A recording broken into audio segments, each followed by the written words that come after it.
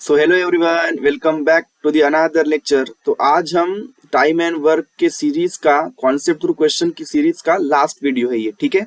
इसमें हम again 3 more question solve करेंगे और ये 3 नए क्वेश्चन 3 नए कॉन्सेप्ट की तरह होंगे और ये टोटल अभी 16 क्वेश्चन हो गए and 16 questions are more than enough कि आपको एक कॉन्फिडेंस डेवलप हो, एक कॉन्सेप्ट डेवलप हो कि टाइम एंड वर्क का क्वेश्चन किस तरह से सॉल्व किया जाता है, ठीक है। तो आप सीख गए होंगे कि टाइम एंड वर्क के क्वेश्चन को किस तरह से सॉल्व करना है। तो आपका काम यही है, जो भी क्वेश्चन दिखेगा वो आपको पहले खुद से सॉल्व करना है, ठीक है। क्योंकि आपने अभी तक 13 क्वेश्चन सॉल्व कर लिए और 13 question are more than enough आपको ये सब सीखने के लिए, ठीक है। तो अभी आप खुद से ट्राई करिएगा। अगर कुछ फंसते हो तो वीडियो देखो और फिर देखो कि किस तरह से सॉल्व करना है, ठीक है। तो चलो, ये क्वेश्चन है आपके स्क्रीन के ऊपर, आपने वीडियो पॉज किया होगा आई गेस एंड इसको सॉल्व किया होगा। तो अभी मैं चलता हूं मेरे आंसर राइटिंग वाले विंडो की तरफ और फिर वहां पे मैं क्वेश्चन को सॉल्व करते हैं। तो देखो क्वेश्चन क्या है, एक बार मैं पढ़ लेता हूं और फिर इसको सॉल्व करते हैं। तो लिखा है A can do a piece of work in 10 days, B in 12 days and C in 15 days. तो चलो पहले जो डेटा दिया है वो उतार लेते। तो ए जो बोला है, A can do the piece of work in 10 days, B can do the same work in 12 days और C can do the same work in 15 days। तो इन तीनों का LCM ले लेते हैं। सबसे पहले वो क्या हो जाएगा, मेरा टोटल वर्क, ठीक है। तो टोटल वर्क कितना हो गया, मे बी 60 हो गया, ठीक है। तो 15, ओके। तो इसके करस्पॉन्डिंग हम भी क्या निकाल लेते हैं, टोटल वर्क। तो LCM ही लेना है, ठीक है। आपको पता है, आपने 13 क्वेश्चन देख लिए तो आपको आइडिया है कि मैं क्या कर रहा हूँ, ठीक है।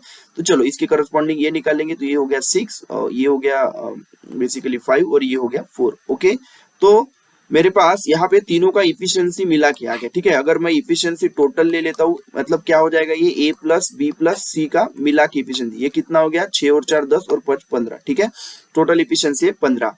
नाउ क्वेश्चन में पूछना क्या चाहता है, देखो क्या बोला है, they all have started the work together. Okay, तो तीनों ने, मतलब तीनों काम करेंगे तो 15 का इफिशियंसी होगा। टोटल वर्क तो 60 यूनिट्स कंप्लीट करना है। ओके, तो 15 की इफिशियंसी से तीनों ने साथ में काम किया है। ओके, कितने दिन, but A leaves the work after 2 days, मतलब 2 दिन तक तो सबने मिलके साथ में काम किया था। उसके बाद में ए ने छोड़ दिया। उसके बाद क्या बोला है कि B leaves 3 days before work is completed. Okay, B ने क्या किया, जब काम कंप्लीट होने वाला था उसके 3 दिन पहले छोड़ा है, ठीक है। फिर लास्ट के 3 दिन कौन काम किया होगा, सी अकेले ने काम किया होगा, ठीक है। तो चलो इसी से हम इक्वेशन बनाएंगे और क्वेश्चन को सॉल्व करेंगे। इक्वेशन किस तरह से लिखते हैं आपको पता है, आपको आइडिया है, तो मैं यहीं पे इक्वेशन लिख लेता हूँ। देखो क्या बोलना चाहता है कि मुझे टोटल वर्क तो मेरे पास है 60 यूनिट ऑफ वर्क कंप्लीट करना है। तो सबसे पहले तो टोटल इफिशियंसी के साथ मैंने बेसिकली 2 दिन काम किए, ठीक है। 2 दिन काम क्यों करूंगा, क्योंकि दोनों दिन तक ए ने 2 दिन तक काम किया था, 2 दिन के बाद छोड़ दिया। उसके बाद क्या हो जाएगा, मेरे पास efficiency of the B plus efficiency of the C, ये दोनों मिलके कितने दिन काम करेंगे। चलो मैं मानता हूं कि मुझे x डेज लगने वाले थे, x डेज लगने वाले थे पूरा काम कंप्लीट होने के बाद, कंप्लीट होने के लिए। कब से, 2 दिन होने के बाद, 2 दिन प्लस x दिन, इतना मिलके मुझे टोटल समय लगने वाला था। तो 2 दिन का काम तो हो गया। अभी मैं लिखा कि उसके बाद में b और c ने मिलके काम किया है, तो x दिन टोटल लगने वाला है। बट क्या हुआ है, b ने तो काम छोड़ दिया था कितने, 3 दिन पहले। तो मैं लिख रहा हूं यहाँ पे x माइनस 3 डेज, तो दोनों ने मिलके काम किया होगा बी और सी ने, है ना। x माइनस 3 डेज मतलब टोटल जितने दिन लगने वाले थे उससे 3 दिन कम बी और सी ने मिलके काम किया होगा। प्लस मैं लिखूंगा आखिरी का काम तो सी ने किया है, कितने दिन और काम किया था सी ने, ज्यादा 3 दिन काम किया था, क्योंकि यहाँ पे x माइनस 3 दिन तक तो दोनों ने साथ में मिलकर काम किया था। फिर आगे का लास्ट दिन का जो 3 दिन का काम था वो एफिशिएंसी ऑफ द सी ने किया है, ठीक है। तो इक्वेशन मैंने एक बना लिया आपके लिए। इसी तरह से क्वेश्चन सॉल्व करते हैं। तो चलो, तो 60 यूनिट ऑफ काम करना है। एफिशिएंसी टोटल कितना था, 15, 15 इंटू 2 कितना हो गया, 30, plus efficiency of the B plus efficiency of the C कितना है, बी और सी का इफिशिएंसी मिला के 9, तो 9x माइनस कितना हो जाएगा, 9 3 27, okay. Plus efficiency of the C कितना है, 4, 4 3 12, तो टोटली कुछ आ गया है। तो देखो अभी क्या हो गया, 30 plus 27 minus 12 divided by the 9, ये टोटल इज इक्वल टू क्या हो गया, मेरा x हो गया, है ना। तो अभी इसको सॉल्व करते हैं।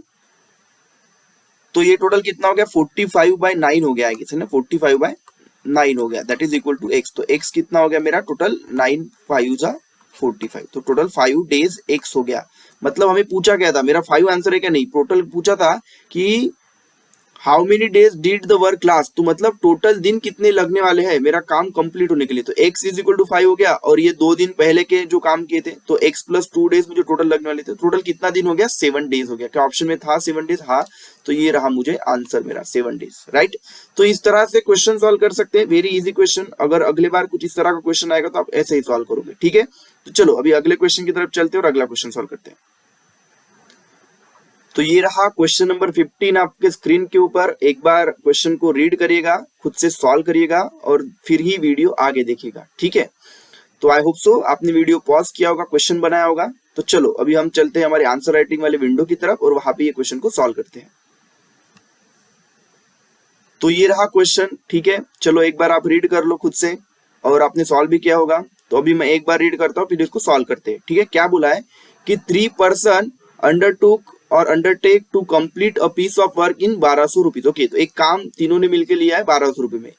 लिखा है कि द फर्स्ट पर्सन और first one can complete the work in 8 days. Okay, तो मैं मान लेता हूँ कि ए है वो बंदा, जो पहला बंदा है, वो कितने दिन में काम करता है 8 दिन में बोला है।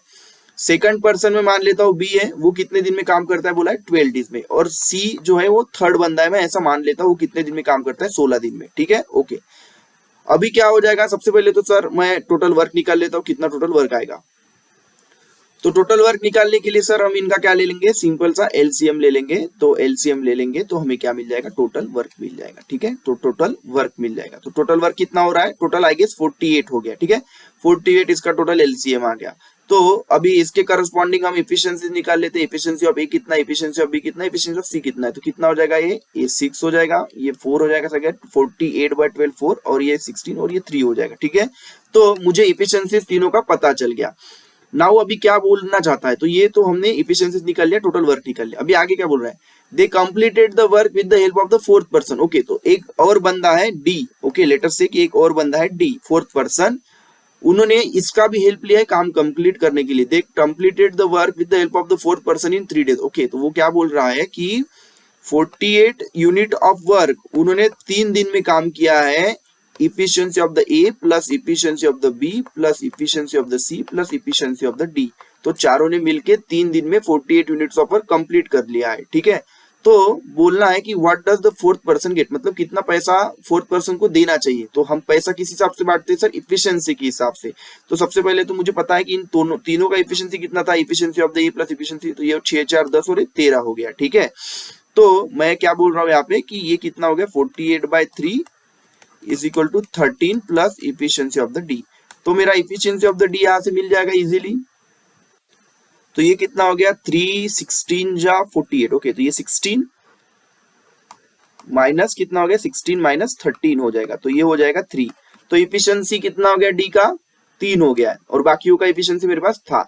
अभी क्या करते हैं, हम इनको पैसा बांटते हैं। तो पैसा कितना बांटना है टोटल, तो टोटल सर मेरे पास 1200 रुपए है, ठीक है।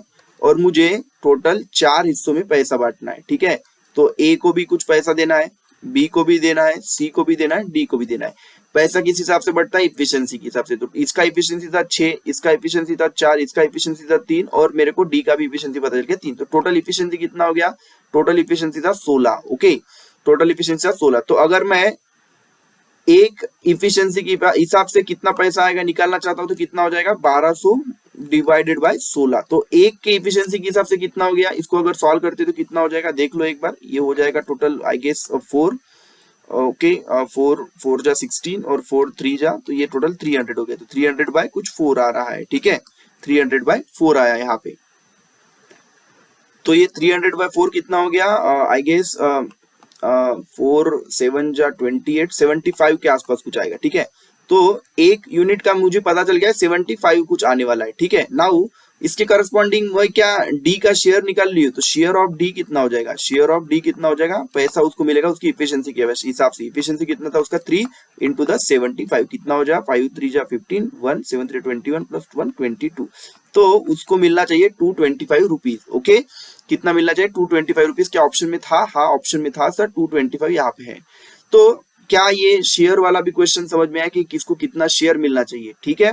तो ये भी वेरी इजी क्वेश्चन। सबसे पहले तो टोटल इफिशियंसी निकाल लो, पता है। अगर फोर्थ बंदा ऐड किया तो उसका इफिशियंसी कितना वो निकाल लो, फिर इफिशियंसी के हिसाब से पैसे बांट लेंगे, और एक इफिशियंसी का कितना पैसा होगा वो निकाल लो और उसकी करस्पॉन्डिंग जिसको जितना पैसा बांटना है उसका शेयर निकाल लो। ठीक है, आई होप सो ये क्वेश्चन समझ में आया होगा। चलो अभी चलते हैं अगले क्वेश्चन की तरफ और वो क्वेश्चन सॉल्व करते हैं। ठीक है,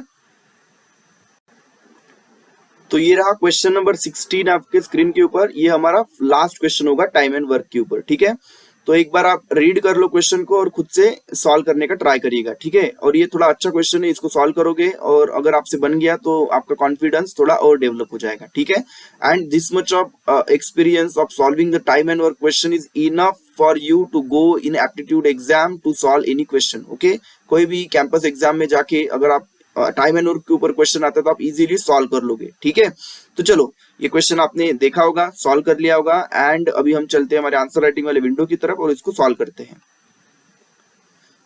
तो ये रहा क्वेश्चन, एक बार मैं रीड करता हूं और फिर इसको सॉल्व करते हैं। क्या बोल रहा है, after tsunami disaster 90 men were required to remove the remain in 20 days. Okay, तो कुछ रिमेन है तो उसको रिमूव करने के लिए हमें 20 डेज लगते हैं अगर 90 मेन का हेल्प लेता हूं, but 10 main left the work after every 5 days. तो क्या बोलना चाहता है कि 10 इंसान जो है वो हर 5 दिन के बाद काम छोड़ रहे हैं। तो बोला है कि in how many days will the remain be clear, तो कितने दिन में ये काम कंप्लीट हो जाएगा, ऐसा कुछ पूछना चाहता है। ठीक है, चलो सॉल्व करना ट्राई करते हैं।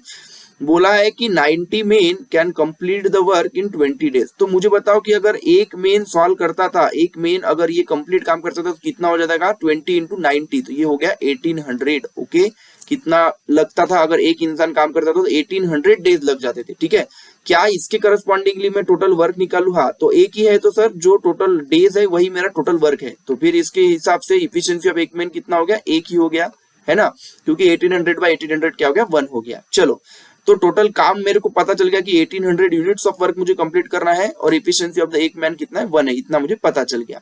नाउ क्या बोलना चाहता है कि ओके, अभी क्या बोल रहा है कि 10 mens were left the work after every 5 days. Okay, तो पहले 90 men required to remove the remain. Okay, 90 days के हिसाब से पहले अभी 20 रिमेन इन 20 डेज। ओके, ये हो गया, पहला कंडीशन से ये निकाल लिया। नाउ बोल रहा है but 10 main left the work after every 5 days. Okay, मतलब क्या बोलना चाहता है, हर 5 दिन के बाद 10 मेन काम छोड़ देंगे। तो सबसे पहले कितने मेन थे, 90 मेन थे। 90 मेन ने क्या हुआ, 10 दिन काम किया होगा, है ना।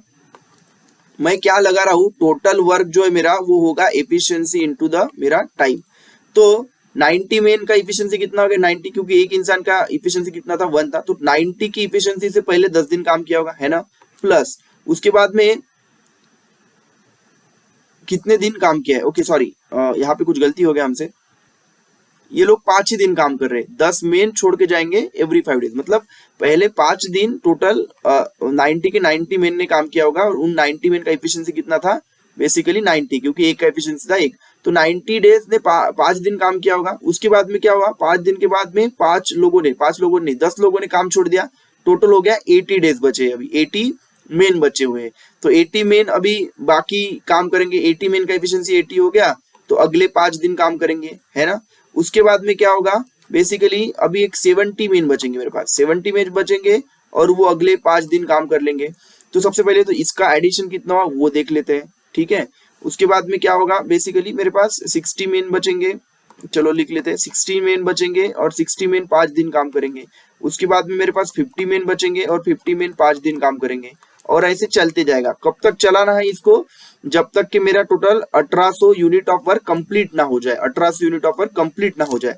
तो देखो इसका कितना हो गया, 9 5 45, मतलब 450 यूनिट्स ऑफ वर्क तो पहले इसमें मेरा हो गया था। ठीक है, पहले 5 दिन में। दूसरा 8 5 40, देन 400 वर्क यूनिट हो गया, देन 350 वर्क हो गया, देन 300 यूनिट ऑफ वर्क हो गया, और उसके बाद में मेरा 52500 वर्क हो गया। ठीक है, प्लस चलते रहेगा, इज इक्वल टू 1800। सबसे पहले इनका एडिशन कितना होगा ये देख लो, 400 और ये बेसिकली इसमें ये देखो, इसको ऐड करते हैं तो ये 450 और 400 हो गया 850, 850 900, 900 और ये 600 हो गया 1500, 1500 और ये 250 हो गया कितना, 1750, 1750 यूनिट ऑफ वर्क हो गया मेरा कितना दिन में, टोटल 25 दिन में। ये कितना दिन में हो गया, 25 डे में हो गया। ठीक है, अभी प्लस मेरे पास अभी कितना यूनिट ऑफ वर्क बचा है, 25 यूनिट बेसिकली लेफ्ट है, 25 यूनिट लेफ्ट है work, is equal to the 81800।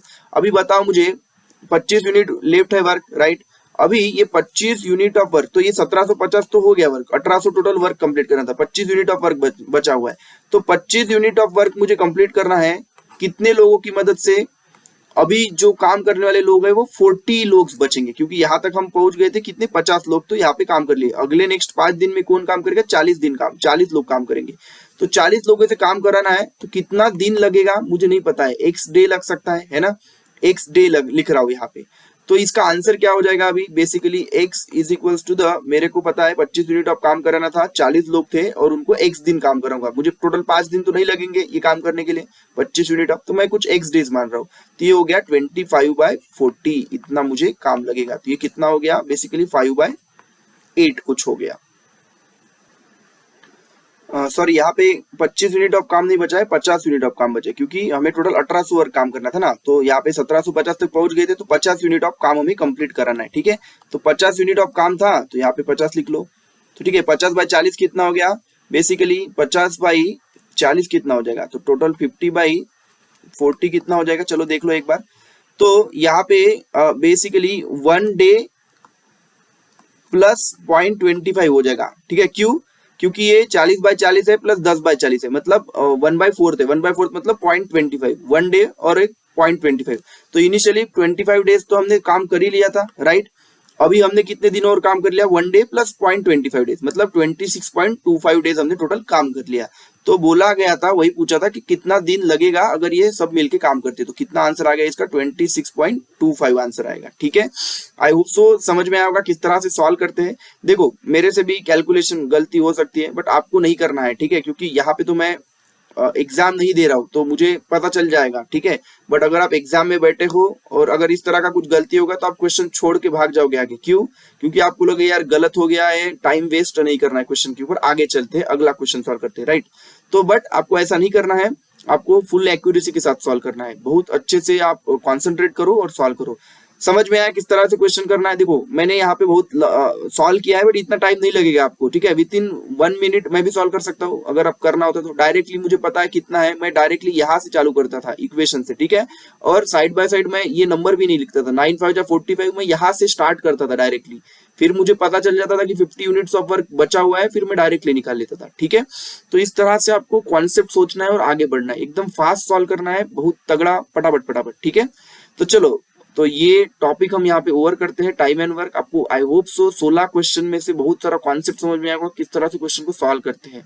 तो चलो अभी मिलते हैं अगले क्लास में एक अगले टॉपिक के साथ। ओके, वो भी हमारा एक कॉन्सेप्ट थ्रू क्वेश्चन सीरीज होगा और उसमें भी हम कुछ 10 से 15 क्वेश्चन सॉल्व करेंगे और आपको उस टॉपिक में भी कुछ अच्छा सा कॉन्फिडेंस डेवलप होगा। ठीक है, तो चलो thanks for watching this video, मिलते हैं अगले क्लास में।